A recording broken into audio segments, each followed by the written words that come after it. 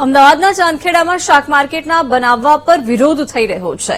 TP સ્કીમના પ્લોટમાં શાક market બનવાને લઈને ધરણા પર બેસવામાં લોકો બેઠા. બાર સોસાયટીના રહીશોએ એએમસી કમિશનર અને પોલીસ કમિશનરને રજૂઆત કરી. શાક માર્કેટને અન્ય સ્થળે ખસેડવા માટે સ્થાનિકોએ ધરણા કર્યા.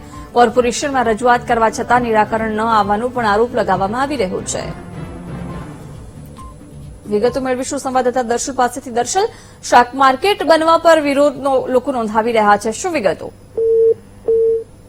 વિસ્તારમાં જે એક ટીપી સ્કીમ જે છે ત્યાં આ જે પ્લોટ ફાળવવામાં આવે છે ત્યાં શાક માર્કેટ બનવાનું છે. આ માર્કેટનો જે છે ત્યાંના સ્થાનિકો રહીશો વિરોધ કરી રહ્યા છે. અંદાજે 10 થી પણ વધારે સોસાયટીના રહીશોનો વિરોધ છે કે જે શાક માર્કેટ ન બનાવવામાં આવે, કારણ કે જો શાક માર્કેટ બને તો ત્યાં ટ્રાફિક, ઘોંઘાટ અને પ્રદૂષણ ફેલાઈ શકે.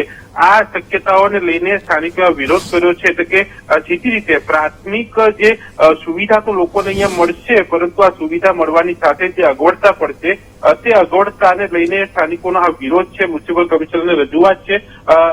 અગાઉ પણ જે છે રજૂઆત કરવામાં હતી, પરંતુ તે બાબતે કોઈ કામગીરી કે કાર્યવાહી ન થતા આખરે આજે આ સ્થાનિકો જે છે તે વિરોધ પર ધરણા ઉપર બેઠા હતા અને પોતાનો વિરોધ દર્શાવ્યો હતો. હવે આ વિરોધ બાદ ત્યાં શાક માર્કેટ બને છે કે કેમ તે જોવાનો વિષય છે. પરંતુ જે પ્રકારે અમદાવાદ શહેરમાં જ્યાં માર્કેટ ભરાય છે ત્યાં ટ્રાફિક હળવો કરવા માટે આ અલગ અલગ જગ્યાઓ માર્કેટ માટે ફાળવવામાં આવી રહી છે. તેના ભાગરૂપે આ જગ્યા ફાળવવામાં આવી છે. એટલે કે અહીંયા શાક માર્કેટ નક્કી કરાવ્યું છે જેથી કરીને અન્ય શાક માર્કેટનો ટ્રાફિક હળવો થાય, લોકોને સુવિધા મળે. પરંતુ આ સુવિધા શરૂ થાય તે પહેલા તેનો વિરોધ જે છે તે જોવા મળી રહ્યો છે. બિલકુલ દર્શલ, આભાર જાણકારી આપવા બદલ.